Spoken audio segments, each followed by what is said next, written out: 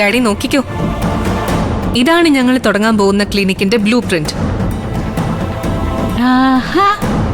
കൊള്ളാലോ,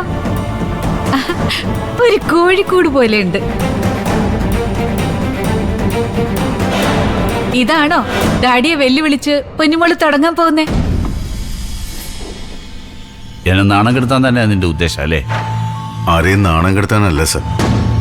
കൊക്കിൽ ഒതുങ്ങുന്നതേ കൊത്താവൂ എന്ന് പറയുന്ന പോലെ ഇപ്പോ എന്നെ കൊണ്ട് പറ്റുന്നത് ഇതാ. അതെ, വട്ടിപ്പലിശയ്ക്ക് പണം എടുത്തു തരാനൊന്നും ഞങ്ങൾക്ക് ആരുമില്ലേ.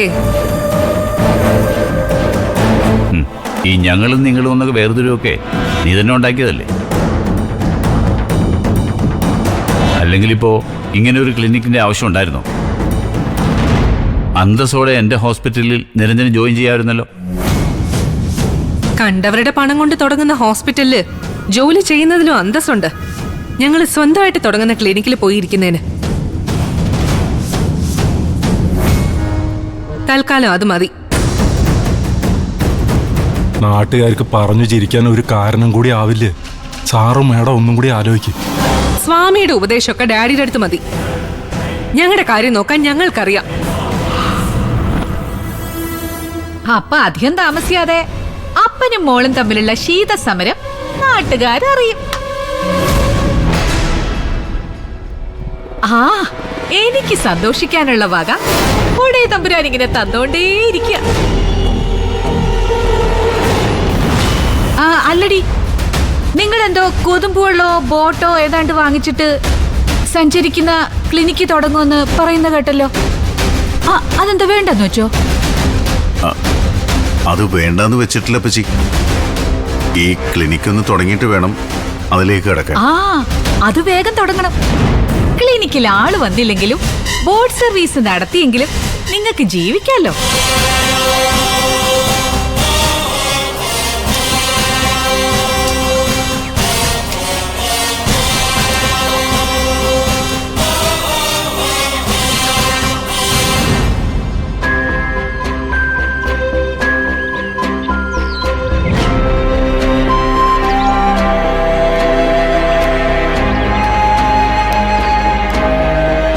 എന്തുപറ്റി?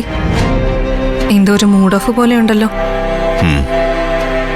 മനസ്സിനൊരു സ്വസ്ഥതയില്ല. ഈ വീട്ടിൽ താമസിക്കുമ്പോ സ്വസ്ഥത എന്നൊരു സംഭവം പ്രതീക്ഷിക്കേ വേണ്ടെന്ന് നിങ്ങൾക്കറിയില്ലേ? അതല്ല അക്ഷര, അകം വേവുന്നത് പുറമറിയരുതെന്ന് എൻ്റെ അമ്മ പറയാറുണ്ട്. അതുപോലെ ഇതുവരെ നമ്മുടെ കുടുംബത്തിനകത്ത് നടന്നതും നടന്നുകൊണ്ടിരിക്കുന്നതുമായ പ്രശ്നങ്ങളൊന്നും നാട്ടുകാർക്കറിയില്ലായിരുന്നു. അപ്പച്ചി പറഞ്ഞ പോലെ ഇനി അതെല്ലാം നാട്ടുകാർ അറിയുമെന്ന് ഓർക്കുമ്പോൾ എന്തോ ഒരു വല്ലായ്മ. നിങ്ങൾ അതൊന്നും ചിന്തിക്കണ്ട. എല്ലാം ഡാഡിയുടെ പിടിവാശി കൊണ്ടല്ലേ. ഡാഡിക്കിപ്പൊ നമ്മളെക്കാൾ വലുത് സ്വാമിയും സ്വാമി പറയുന്ന തങ്കച്ചിയോ. അപ്പോ നമ്മളും അതേ സ്റ്റാൻഡിൽ നിന്നാ മതി. ഡാഡിയുടെ ഓർഡർലി ആയിട്ട് ഇത്രയും കാലം നിങ്ങൾ നിന്നില്ലേ, ഇനി അത് വേണ്ട. എന്നാലും ഈ വയസ്സുകാലത്ത് സാറിനെ ഒറ്റപ്പെടുത്തുക വെച്ചാ? നമ്മളാണോ ഡാഡിയെ ഒറ്റപ്പെടുത്തിയത്? ഡാഡി നമ്മളിൽ നിന്ന് സ്വയം അകന്നു പോയതല്ലേ. എന്നിട്ട് സ്വാമിയെ കൂട്ടുപിടിച്ച് പലിശയ്ക്ക് പണം എടുത്ത് ഹോസ്പിറ്റലിൽ തുടങ്ങുന്നു. ഡാഡി ചെയ്യുന്നതൊക്കെ എന്തിനു വേണ്ടിയാണെന്ന് നിങ്ങൾക്കറിയോ? നമ്മുടെ മുമ്പില് ഡാഡി വലിയൊരു സംഭവമാണെന്ന് കാണിക്കാനാ.